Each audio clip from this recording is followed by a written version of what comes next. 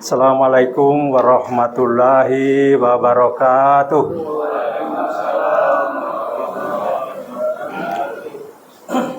Alhamdulillahirabbil alamin. Nahmaduhu wa nastaghfiruh wa na'udzu billahi min syururi anfusina wa min sayyiati a'malina. Ma yahdihillahu fala mudhillalah wa ma yudlil fala hadiyalah. Pak Ratimin minta minum dikit. Ada air minum. Asyhadu an la ilaha illallah wahdahu la syarikalah lahu malikul haqqul mubin wa asyhadu anna Muhammadan abduhu wa rasuluhu rahmatan lil alamin. Allahumma sholli ala Muhammad wa ala ali Muhammad kama sholaita ala Ibrahim wa ala ali Ibrahim wa barik ala Muhammad wa ala ali Muhammad kama barakta ala Ibrahim wa ala Ibrahim fil alamina innaka anta Hamidun Majid. Bapak-bapak, saudara-saudara sekalian, jemaah Masjid As-Salam, ibu-ibu, para pengurus, pejabat teras As-Salam, ibu-ibu dan bapak-bapak sekalian, jamaah Islam, lebih khusus kepada jamaah Quran As-Salam. Saya kasih tanda kutip khusus, jamaah Quran As-Salam. Luar biasa. Jadi kalau orang jadi ahli Quran itu di mana-mana pasti diterima. Yang insya Allah pada pagi hari ini kita senantiasa di dalam naungan rahmat kasih sayang daripada Allah Subhanahu wa Ta'ala. Maka kalau kita dinaungi dengan rahmatnya, kalimat yang pantas untuk kita sampaikan adalah kalimat Alhamdulillah. Kita diberikan rahmat kenikmatan, tapi kita tidak ucapkan Alhamdulillah. Terlalu pelit kita. Maka kalimat Alhamdulillah itu sebagai wujud terima kasih kita kepada Allah Subhanahu wa Ta'ala atas nikmat-nikmat yang diberikan kepada kita, terutama nikmat iman, nikmat Islam, nikmat sehat walafiat. 3 nikmat ini yang mengantarkan Bapak sekalian bisa berada di masjid ini. 1 nikmat dicabut, pasti tidak ada di sini. Maka seyogianya kita selalu menyampaikan kalimat-kalimat Subhanallah, walhamdulillah, wala ilaha illallah, wallahu akbar, wala haula wala quwwata illa billahil azim. Kalimat ini menghiasi lisan kita sebenarnya. Jangan nanti kalau ada lembaran merah baru alhamdulillah, itu tidak tepat. Begitu tidak ada merahnya tidak pernah terucap alhamdulillah. Keberadaan kita di permukaan bumi ini sudah harus kalimat alhamdulillah diucapkan. Karena ada sesuatu yang Allah kehendaki dari kita. Kita dikirim ke sini bukan cuma datang jalan main-main, kita akan diminta pertanggungjawaban pada Allah Subhanahu wa Ta'ala. Maka harus hati-hati kita. Salawat dan salam mari kita persembahkan kepada baginda Rasulullah Muhammad bin Abdullah bin Abdul Muttalib. Beliaulah yang satu-satunya manusia yang terpilih, yang untuk kita ikuti, kita teladani. Ini perintah Allah untuk kita teladani Rasulullah. Bukan hanya sekedar kita mendapatkan syafaatul uzma. Kadang-kadang kalau diceramah, mudah-mudahan kita mendapatkan syafaatul uzma. Tapi ada ayat, ini ayatnya di surat Ali Imran ayat yang ke-31, ini luar biasa. Kalau kita pahami ayat ini, kita tidak bisa tidur kalau tidak melaksanakan apa yang disunatkan dicontohkan Rasulullah. Saya bacakan ayatnya. Pelan-pelan kita baca. Ada Pak Jun di sini, nanti kita salah baca ya. A'udzubillahi minasyaitonir rajim. Qul in kuntum tuhibbunallaha fattabi'uni yuhibbukumullah wa yaghfir lakum dzunubakum wallahu ghafurur rahim. Bagaimana Pak Jun? Boleh? Ya. Katakan Muhammad kepada jemaah As-Salam, Allah katakan Muhammad kepada jemaah salam, kalau mereka mencintai saya, maka ikuti kamu. Luar biasa ayat ini. Tapi jarang kita dengar. Cuma syafaatul uzma itu sudah. Tapi ayat ini ternyata ada cinta Allah kalau kita ikuti Rasulullah. Tidak berhenti di situ. Yuhibbukumullah. Allah akan meliputi kita, kasih sayang Allah meliputi kita. Tidak berhenti di situ. Wa yaghfiru lakum dzunubakum wallahu ghafurur rahim. Kalau Allah sudah cintai kita, diampuni dosa kita, apalagi yang kita mau takutkan? Mau takut apa lagi kita? Takut tidak ada uang, takut segala macam. Tidak. Kalau sudah cinta Allah, hanya kita mengucapkan apa yang kita ikuti Rasulullah, kita sudah mendapatkan cinta Allah. Kita ibadahkan supaya kita dicintai oleh Allah. Ibadah apapun, mau puasa, mau sholat, mau haji, mau zakat, supaya cinta Allah itu nempel ke kita. Kalau Allah sudah cinta, sudah aman, sudah itu. Iya.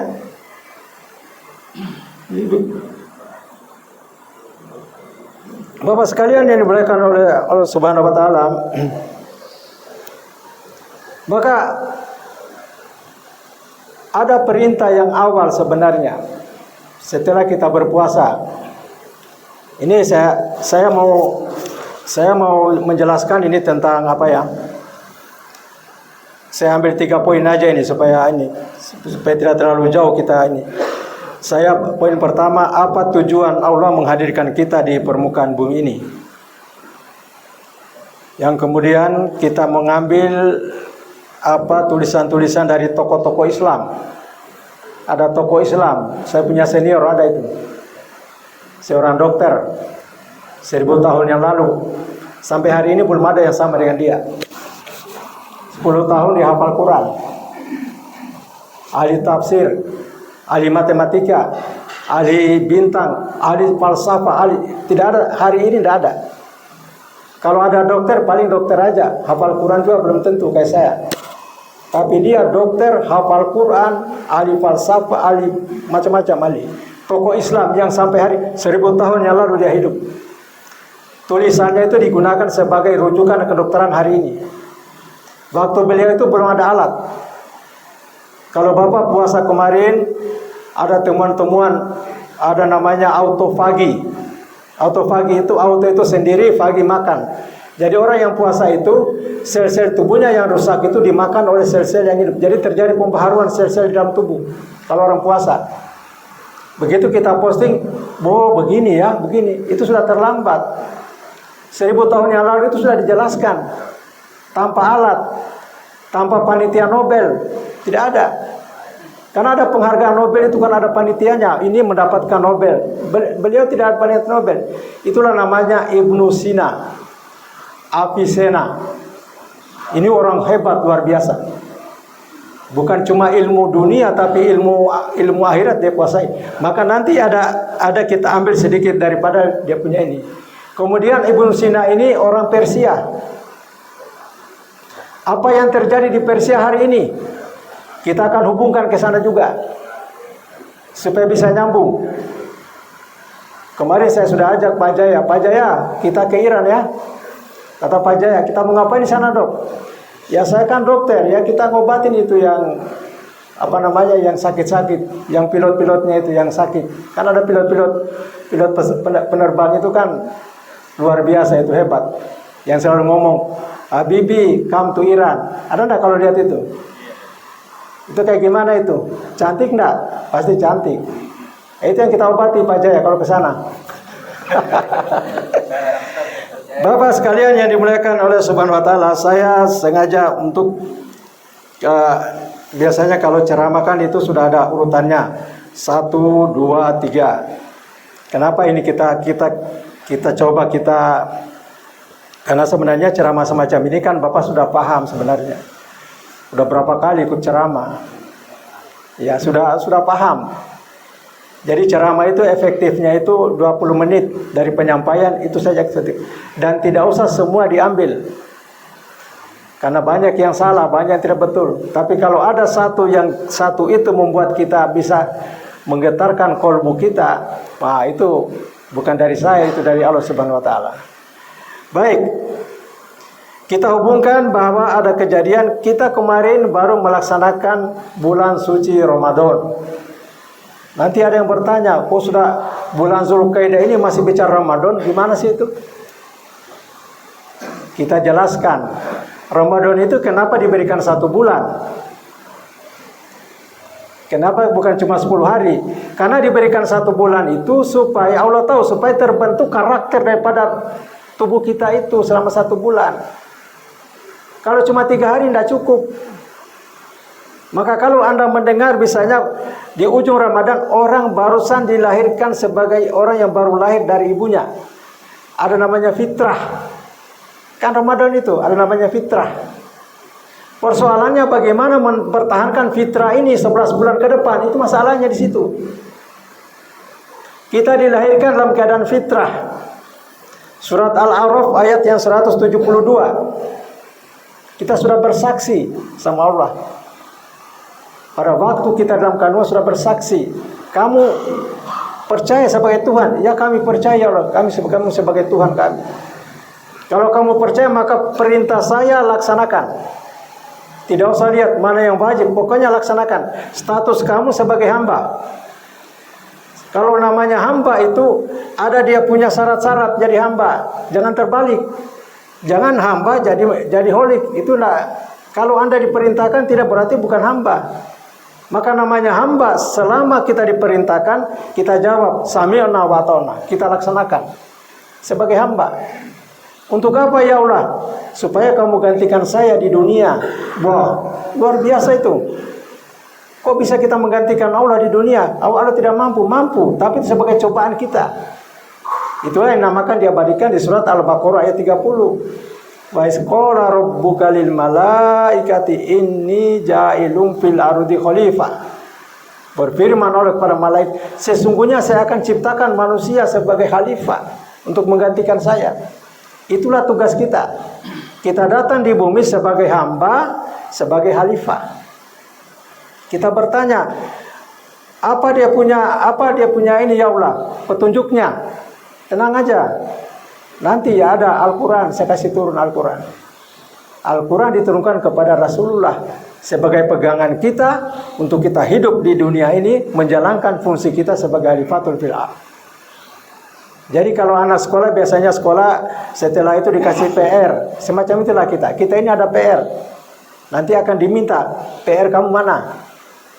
Hati-hati kita sebagai khalifatul fil ardh. Maka Allah sayang sama kita. Selama 12 bulan itu, 11 bulan kita terlalu banyak mengingat di luar. Banyak terlalu cepat kehidupan kita. Ibaratnya orang hidup dalam berlari begitu. Hidupnya terlalu cepat sehingga tidak sempat dia nengok dirinya. Terlalu sibuk. Maka Allah tahu bahwa dengan kesibukan itu saya berikan waktu 1 bulan supaya kamu bisa membersihkan diri kamu. Yang dibersihkan apanya? Hatinya, kolbunya. Kenapa kolbu di sini penting? Karena kolbu itu raja daripada tubuh kita. Imam Al-Ghazali mengatakan salah satu organ yang menjadi raja itu kolbu. Kalau otak itu pintarnya matematika itu otak, tapi tidak punya perasaan, tidak punya rasa, karena ada pusat emosi di situ. Namanya amigdala, pusat nafsu di situ. Sehingga yang mengambil keputusan dia selalu tidak merasakan perasaan, tapi kolbulah yang memberikan perasaan. Kita puasa kemarin, kita sudah mendapatkan status sebagai fitrah, kita sudah suci. Rasulullah dia tidak berhenti di situ, dia tidak biarkan kita. Maka Rasulullah katakan, siapa yang puasa 6 hari di bulan Syawal, maka seakan-akan dia berpuasa selama 1 tahun. 1 tahun itu berapa? 360 hari. Kenapa 360 hari? Karena 30 hari itu dikali 10 jadi 300. 6 hari dikali 10 jadi 60. Jadi 300 tambah 60 360. Di mana dalilnya itu? Baca Al-Quran, surat Al-An'am. Siapa yang melakukan, terjemahannya begini, siapa yang melakukan 1 kebaikan maka akan dibalas dengan 10 kebaikan. Itulah dari situ asalnya. Manja fil hasanati falahu asrul amsalihah. Itu disambung, siapa yang melakukan kesalahan satu sayangnya itu. Jadi di situ kita kembali di situ Bapak sekalian, bahwa kolbu kita itu paling penting. Karena di dalam Al-Quran tidak kurang dari 300 kali kata kolbu itu disinggung. Tapi kalau baca Quran coba otak tidak pernah kita lihat terjemahannya. Jarang kita ketemukan. Bukan berarti otak tidak penting. Tapi kenapa kolbu? Karena kolbu itu yang memerintahkan otak. Kalau tadi kita sebut 360 tahun itu otak yang tangkap, langsung dia kalkulasi. Lama banget itu 360 tahun ya. Otak dia perintahkan semua. Apa hormon-hormon itu bergerak. Hormon bahagia naik. Endorfinnya naik, dopaminnya naik, serotoninnya naik. Semangat kita melaksanakan puasa itu karena kita mendapatkan 1 tahun. Kira-kira begitu gambarannya. Tetapi kalau kolbu dia naik ke atas, itu bukan cuma 1 tahun, ada lebih dari itu sebenarnya. Kenapa Rasulullah perintahkan kita segera kita sambung dengan Syawal? Supaya apa yang kita dapat selama 1 bulan itu tidak menurun lagi, tetap kondisinya stabil semacam itu. Sebab kalau dia turun lagi untuk kasih naik dongkrak ke atas lagi itu agak berat. Salah satu tujuannya itu. Bayangkan orang puasa itu hari pertama itu bangun disuruh sahur aja, aduh, berapa kali kamar mandi cuci muka itu. Iya, hari kedua masih, tapi hari keempat seterusnya sudah terbentuk. Rasul sayang kalau itu kebiasaan itu dia turun lagi, maka puasalah kamu selama 6 hari. Kata Rasulullah, saya biasa puasa Senin Kamis, ikuti lagi. Kata Rasulullah, ada 13, 14, 15, ikuti lagi. Kata Rasulullah, ada puasa yang paling baik, puasa teman saya, Nabi Daud. 1 hari puasa, 1 hari tidak. Itu paling bagus. Maka kalau itu semua dilaksanakan, puasa ini bukan cuma urusan dengan masalah agama, tidak. Karena yang melakukan bukan cuma orang Islam. Non-Muslim melaksanakan, karena ini merupakan sebagai role model daripada kehidupan. Kata Ibnu Sina, puasa itu adalah sebagai pembersih daripada diri kamu. Peletak daripada keteraturan diri kamu dalam tubuh kamu itu puasa. Kalau kita terjebak hanya persoalan agama, maka kita tidak dapat. Hewan juga puasa, ular puasa, ganti kulit, kupu-kupu puasa, jadi dari kepompong jadi dewasa. Apalagi yang hewan yang puasa, ayam puasa, mengeram, jadi puasa. Berarti ada dampak daripada tubuh kita itu untuk mendapatkan nilai yang positif daripada puasa itu. Nah, inilah yang kita pertahankan selama 11 bulan. Maka supaya tidak turun, itulah yang kita itulah yang kita laksanakan. Puasa-puasa sunnah itu kita laksanakan. Jadi kalau ada yang bertanya, kok bulan Zulkaidah ini masih bicara puasa? Ya, apa yang saya bicarakan hari ini itulah saya yang pelajari, yang saya dapat pada bulan Ramadan. Jangan selesai Ramadan tutup buku, bukan begitu. Sama dengan kita orang sekolah. Kita sudah tamat, dapat ijazah tapi di rumah. Sama itu. Harusnya kita gunakan. Kita kemana yang sesuai dengan ilmu kita. Itu yang kita cari. Selama 11 bulan. Nah, kalau ini berjalan terus selama 11 bulan semacam itu, maka kita akan berada dalam keadaan yang diminta oleh Allah SWT. Itu dalam keadaan kebersihan daripada kolbu kita itu. Karena kolbu di sini intinya, Pak. Allah tidak melihat pakaian kamu, tidak melihat sholat kamu, tapi hatimu. Dan hati yang menentukan, yang bisa mengetahui kebaikan hati seorang hanya kita dengan Allah. Tidak bisa orang lain menilai. Dan kita berada di tempat ini bukan jaminan. Macam saya misalnya, suka ceramah, kadang-kadang imam. Bukan itu yang terbaik. Bisa aja ada di antara kita di masjid ini, ada di pojok-pojok, tidak ketahuan. Tapi dia yang terbaik. Kalau dia berdoa bergetar harusnya Allah. Karena hatinya bersih. Ya, bukan kayak saya, mungkin karena kotor sebenarnya, tapi ada. Maka ada peristiwa yang digambarkan, ada namanya Uwais Al-Qarni. Setiap kejadian di Al-Quran ataupun yang diceritakan Rasulullah ataupun kejadian pada hari ini, apa yang terjadi, itu ada pelajaran yang kita harus ambil. Uwais Al-Qarni itu siapa? Di bumi tidak ada yang kenal. Kepingin mau ketemu orang Yaman, mau ketemu Rasulullah, tapi ada orang tuanya yang sudah tua, tidak mau ditinggalkan. Tidak bisa, akhirnya Rasulullah sampai ke Rasulullah. Ada namanya Ubais Rasulullah, mau kepingin ketemu, tapi dia tidak mau tinggalkan orang tuanya. Langsung Rasulullah dijelaskan, oh itu ada tanda di tangannya. Kalau kamu ketemu, mintalah doa. Maka disampaikan kepada Umar bin Khattab bahwa ada kafilah yang dari Yaman yang mau umroh atau haji, cari namanya Uwais Al-Qarni. Bisa bayangkan tak saking tidak terkenalnya. Satu kelompok itu tidak ada yang kenal, Pak. Saking tidak terkenalnya. Tidak ada yang kenal. Kita mau berangkat umroh 50 orang.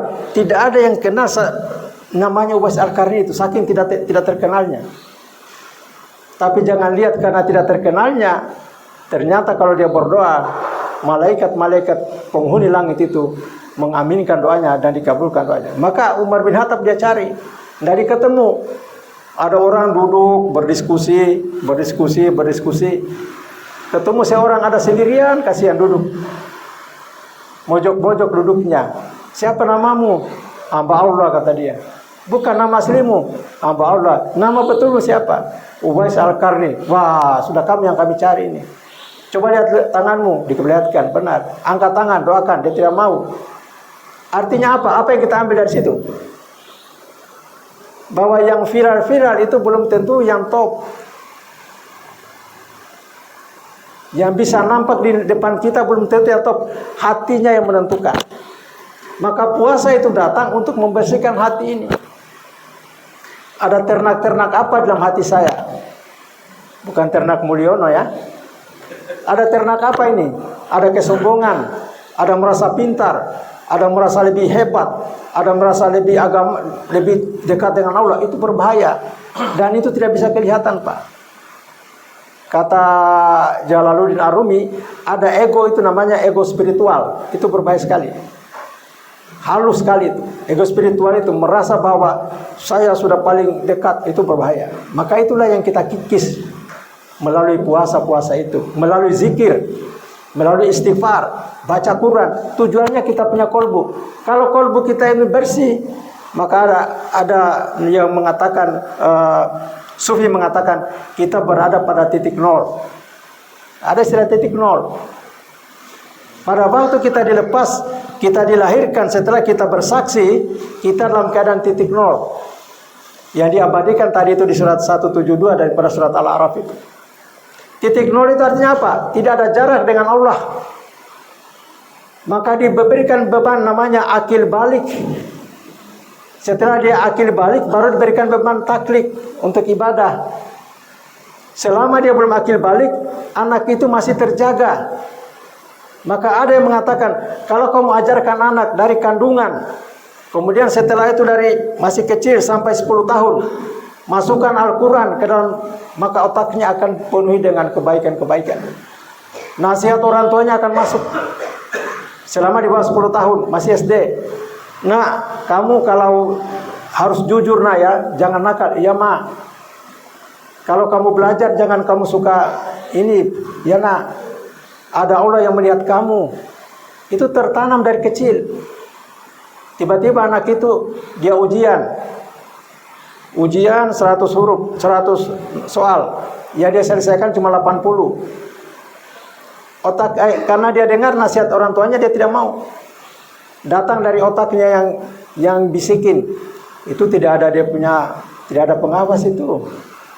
Udah nyontek ke temanmu. Karena anak ini dibekali oleh orang tuanya dari kecil sudah ditanamkan itu, dia tidak akan bergeming sedikit pun. Saya tidak mau. Saya ini saja yang saya dapat. Anak ini tumbuh berkembang jadi besar.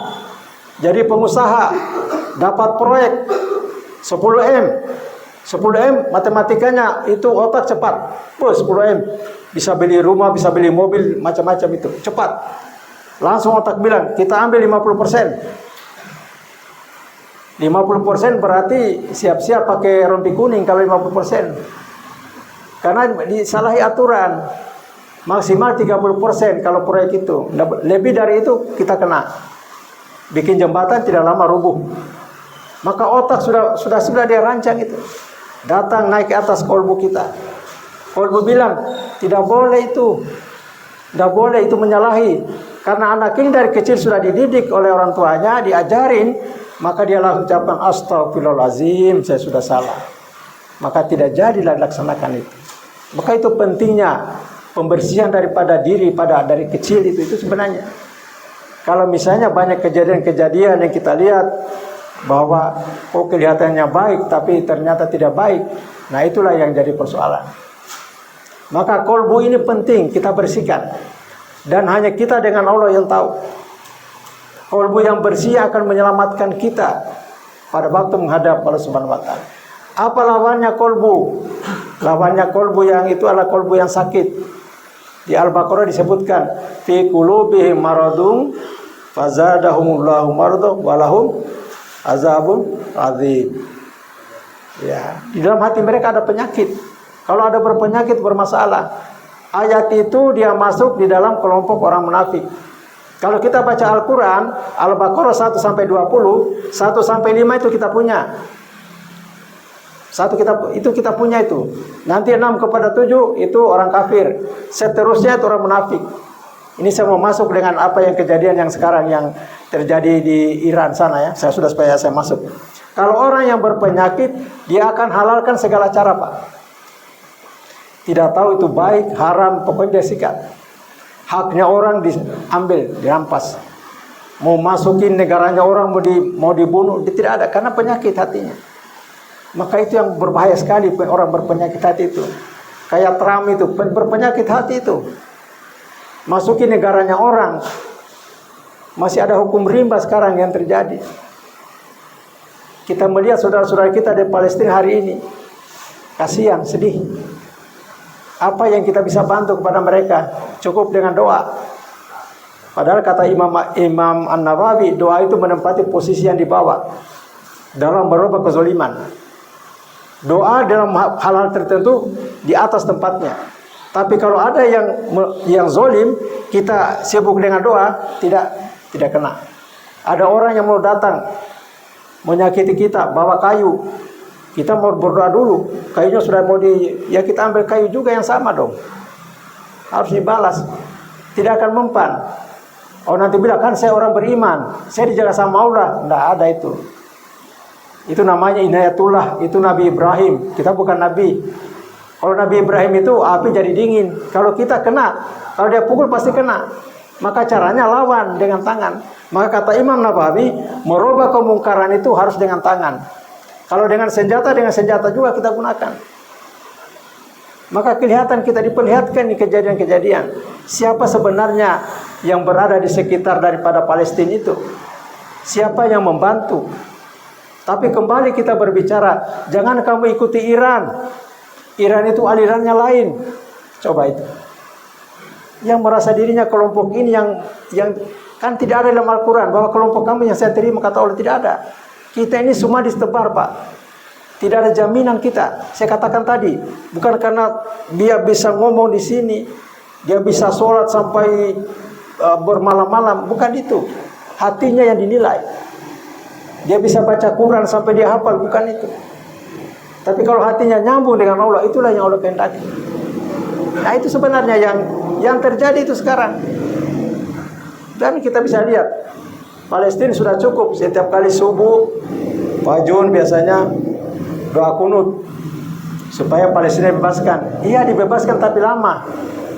Bagaimana cara membebaskannya? Harus dilawan dengan alat juga. Maka diperlihatkan kita kemarin Iran sampai dia menang. Sekarang mengatakan bahwa Iran itu sudah menang. Tidak mau ngomong itu Trump sama itu bahwa kalah. Dia sudah menang. Orang munafik tidak pernah mengakui. Dia sudah menang sebenarnya. Kalau sudah mulai terdesak, genjatan senjata lagi, siap-siapkan lagi isi bahan. Itu orang munafik, begitu kerjanya. Tapi ada pelajaran yang diperlihatkan. Itu maka di surat Al-Maidah itu jelas sekali. Suratnya Ahok kemarin itu. Ahok tidak jadi gubernur gara-gara Al-Maidah 51. Ya ayyuhallazina amanu la tattakhizu yahuda wan nasara awliya ba'duhum awliya ba'd. Wahai orang beriman, jangan kamu ikuti Yahudi, Nasrani, sebagai pemimpin, sebagai teman, sebagai sekutu. Nanti kamu akan masuk golongan mereka. Kira-kira siapa sekarang yang ikut mereka? Bapak tinggal lihat sendiri. Sama-sama untuk bersekutu untuk menyerang Islam. Padahal Al-Quran tidak membenarkan menyakiti orang lain sedikit pun. Jangankan manusia, hewan pun tidak perlu kita sakiti, apalagi manusia. Kalau kita melihat anak kecil yang itu, kasihan, sedih. Saya itu tidak tega kalau anak kecil. Teringat anak kita, teringat cucu-cucu kita dalam keadaan sakit, itu bebasnya tidak usah lihat. Tapi ada orang yang tega, mana berkolaborasi dengan mereka untuk menghancurkan itu, maka tidak akan pernah bangkit. Islam itu karena ada kotak-kotakan semacam itu. Merasa dirinya saya yang paling ini. Tapi Al-Quran tidak ngomong begitu. Kedekatan Allah itu bukan dilihat daripada kamu itu golongan ini, golongan ini, tidak ada. Kamu berada di pinggir Ka'bah juga bukan jaminan. Kamu sebagai pengurus, ada kan ayatnya itu Pak Jun. Kau mengurus jemaah, bukan itu, bukan itu.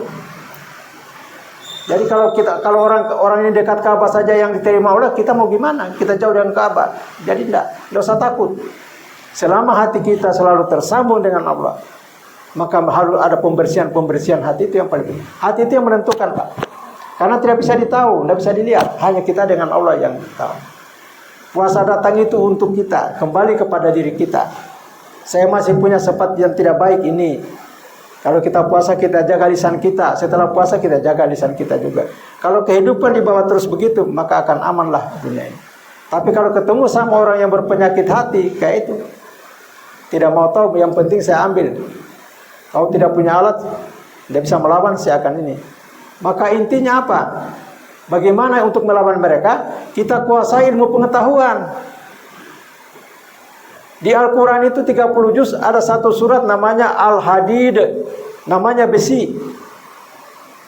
Pernah enggak dibaca itu? Ayatnya 29. Saya ketemukan ayat 25 daripada besi itu yang menjelaskan kalau besi ini kamu gunakan dengan menggunakan untuk senjata, kamu akan tolong saudara-saudaramu yang lain yang terzolimi.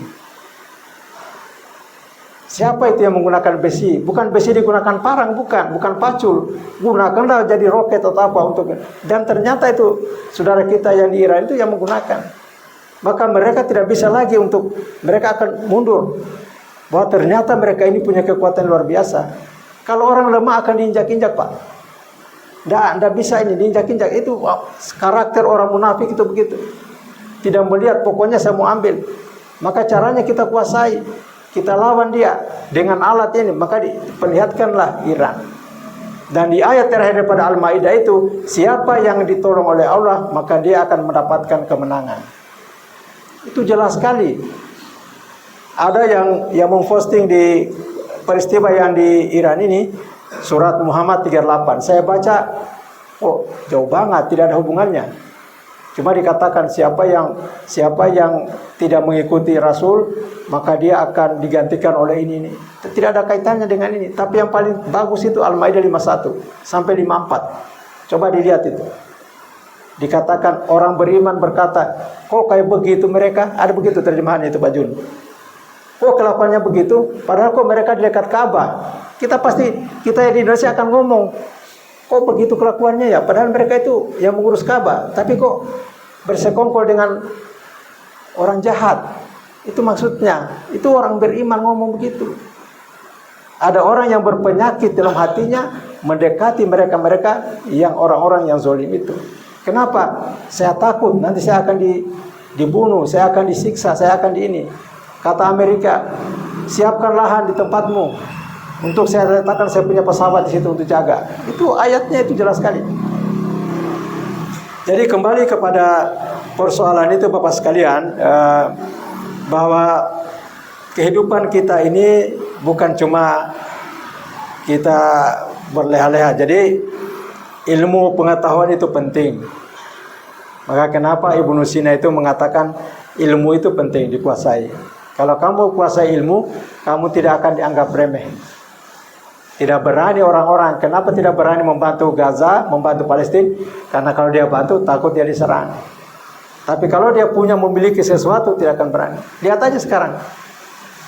Itu kan diperlihatkan kepada kita. Siapa sebenarnya yang betul-betul yang ikhlas kepada Allah, siapa yang tidak.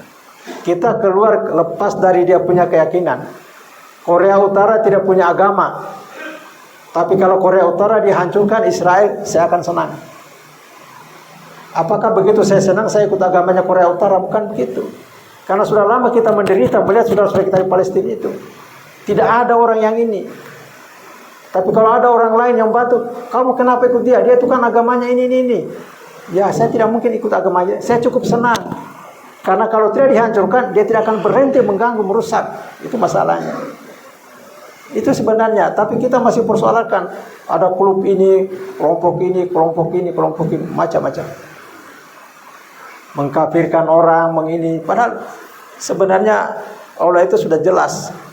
Kalau Anda Bapak baca itu roketnya Iran, salah satu itu dia kutip daripada ayat Al-Anfal 17, Pak Jun. Al-Anfal 17. Bama qataluhum walakinallahu qataluhum. Bama romaita walakinallahu roma. Coba dibaca itu. Ya. Ya. Innallaha, sesungguhnya Allah akan membinasakan mereka. Coba itu. Ada di roketnya. Bukan kamu yang membunuh mereka, tapi Allah yang membunuh mereka. Bukan kamu yang melempar mereka. Mereka tulis itu. Artinya mereka punya tauhidnya itu kuat. Tidak mengalahkan dirinya bahwa Allah yang minta tolong kepada Allah supaya binasakan itu Israel itu. Yang kurang ajar itu. Itu maksudnya. Tapi kita masih pandangan lain. Ini mereka ini. Kenapa sih? Terlalu sempit kita memikirnya. Kalau begitu siapa yang saya mau ikuti?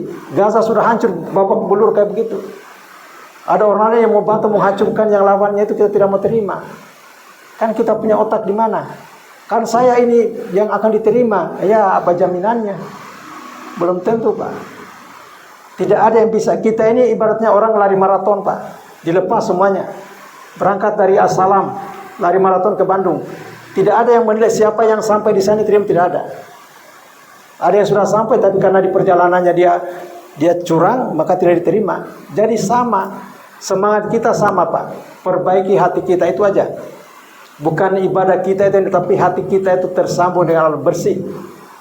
Hilangkan ternak-ternak. Mumpung sekarang lagi bulan haji, maka keluarkan ternak itu supaya disembelih di bulan haji. Ternak kesombongan, ternak segala macam itu penyakit betul. Termasuk saya pribadi, saya juga berusaha, itu memang berbahaya sekali. Penyakit itu. Kalau itu tertutup, tidak ada hidayah, tidak ada semuanya kita halalkan segala cara. Haknya orang lain kita ambil. Tapi kalau kita bersih hati kita, insya Allah kita akan hargai orang itu. Karena dia sebagai manusia, ada Tuhannya yang ciptakan. Allah tidak ridho. Jangan kita membeda-bedakan. Semua makhluk ciptaan Allah sama di depan Allah. Termasuk binatang, sama. Rahmat Allah itu diturunkan satu di permukaan bumi ini. Itulah Rahman. Itu bukan diperuntukkan hanya untuk orang Islam. Semua ciptaan Allah diperuntukkan. Siapa yang menjemput dia akan dapat. Makanya jangan ada mengeluh. Kenapa saya sholat? Dia tidak sholat, tapi dia dapat banyak. Iya, dia bergerak. Allah tidak melihat di situ. Yang satu ini. Tapi kalau rahimnya Allah itulah yang kita terima nanti. Pada waktu kita ketemu Allah Subhanahu wa taala, itulah yang 99. Itu banyak sekali. Nanti Bapak akan kaget. Iya kan? Kaget. Nanti Pak Nana akan kaget, lihat, kok banyak banget ini Allah. Iya, banyak. Banyak. Saya tidak begini ibadah saya, banyak. Itulah rahim. Rahman Allah itu, rububiyah Allah itu diberikan semua. Jangankan manusia. Hewan pun diberikan. Kambing dia baru melahirkan, kambing itu tiba-tiba digigit semut di kakinya. Dia tidak akan hentakan ke bawah itu kakinya karena ada anaknya. Itulah rahmat Allah yang diberikan kepada kambing itu. Jadi itu sebenarnya yang kita ini. Jadi kalau ada orang yang disakiti, dizolimi segala macam, Allah akan diam enggak? Tidak. Dia musyrik, dia kan ini. Tidak ada urusan dengan itu. Itu saya punya ciptaan, saya punya makhluk. Jangan sakiti dia. Hati-hati kita. Oh, saya kan paling baik. Inna dina indallahi Islam. Betul. Agama yang diakui agama Islam. Islam yang mana? Islam rahmatan lil alamin, bukan Islam yang menyakiti. Gitu loh. Supaya bisa paham itu. Jangan kita berkolaborasi dengan orang yang menyakiti kita punya saudara sendiri. Itu namanya kita tidak paham. Padahal kita berada di payungnya di dekatnya Ka'bah. Apakah di dekat Ka'bah itu sudah menjamin? Tidak. Tidak ada jaminan. Tidak ada Al-Quran katakan orang yang dekat Ka'bah itu masuk surga semua, tidak ada. Dan ini diperlihatkan kita hari ini. Hati kita lah yang menentukan hubungan kita dengan Allah Subhanahu wa taala. Bapak sekalian, itu barangkali karena kita melihat juga kasihan sebenarnya dengan keadaan semacam ini. Kata imamnya mereka mengatakan, kalau kalian tidak mendukung kami, cukuplah bertakbir dan berdoa kepada kami. Jangan lihat kami punya aliran apa, jangan berdoakan. Coba itu, sedih kalau kita lihat itu. Sampai ada orang Korea, pemimpin Korea mengatakan, orang Islam itu gimana sih mereka? Kok tidak membantu saudaranya di Gaza? Kalau kita dibilang begitu, kita mau apa? Saya tidak punya alat. Takut kalau saya bantu, nah, itu kan. Makanya kuasai, makanya tadaburi Al-Quran. Jadikan besi itu jadi roket. Tinggal tekan tombolnya dari As-Salam ini, sak. Berangkat ke sana, hancur itu dia punya ini. Kan begitu. Itu dikuasai. Tapi kalau kita tidak kuasai, kita dijajah, Pak. Dijajah kita. Kita mengandalkan kita dekat, tidak ada jaminan, kita diinjak-injak. Kita punya harga diri. Itu masalahnya. Kita tidak berani membantu saudara kita karena kita takut jangan sampai kena tabiasnya. Coba dari As-Salam, para tim kayak dia bentuk kayak nyamuk itu, kirim aja ke sana nyamuknya itu, tidak bisa dideteksi. Suruh cari yang namanya tanah, gigit dia punya kepala sampai dia bisa jadi borok itu kepala sampai dia mati. Pikir juga kita melihat kasihan saudara-saudara kita. Kita cukup dengan doa, saya kira itu juga diterima oleh Allah. Tapi ada hal yang paling cepat untuk kita bantu saudara-saudara kita, berikan dukungan doa. Maka itulah barangkali yang bisa saya sampaikan kepada kita semuanya. Mudah-mudahan kita semuanya, khususnya di As-Salam ini, ya kitalah yang terbaik. Itu aja. Ya, kita harus yakinkan diri kita terbaik karena kita tidak menzalimi orang. Terbaik. Jadi terbaik itu bukan karena hafal Qurannya habis. Hafal Quran juga kalau hatinya juga kotor juga sama juga. Jadi tidak ada jaminan. Keilmuan yang dapat dari jaminan. Hati yang menentukan. Namanya kolbu. Kata Imam Ghazali, ada 4 bilik, ada 1 titik. Itu ada otaknya. Jumlahnya 40.000. Dia punya sel otak. Tapi jangan bandingkan dengan otak yang 1 miliar. 40.000 itu, disitulah suara Tuhan. Kolbu kita itu, di sana bersemayam kebaikan, di sana bersemayam segala macam niat yang baik dan seterusnya. Itu Bapak sekalian, saya tidak beraturan yang saya omongkan karena hanya melihat keadaan yang terjadi. Kita menggugah kita juga untuk kita bisa, mudah-mudahan ini sebagai motivasi buat saudara-saudara kita di Iran. Karena kalau coba dilihat di YouTube, kalau buka itu dia punya pilot-pilotnya perempuan. Habibi, come to Iran, sini bantu kita, bantu bahasa Indonesia. Ya bukan karena kamnya itu sudah mulus lagi, tapi iya kan. Nah itu yang kita mau datangi dengan Pak Jaya itu. Siapa tahu dia sakit Pak Jaya. Kalau dia sakit, ini kita turun tangan untuk mengobatin. Oke, saya kira itu yang saya sampaikan. Kalau ada dari awal yang saya sampaikan ini membuat kolbu Anda bergetar, tadinya tenang di masjid, tiba-tiba berdenyut, itu tinggalkan. Itu yang tidak betul itu. Tapi kalau ada tenang, kira-kira masuk akal, coba-coba deh. Itu bukan dari saya, itu dari Allah Subhanahu wa taala. Lebih dan kurangnya mohon dimaafkan. Bila taufiq wal hidayah. Wassalamualaikum warahmatullahi wabarakatuh.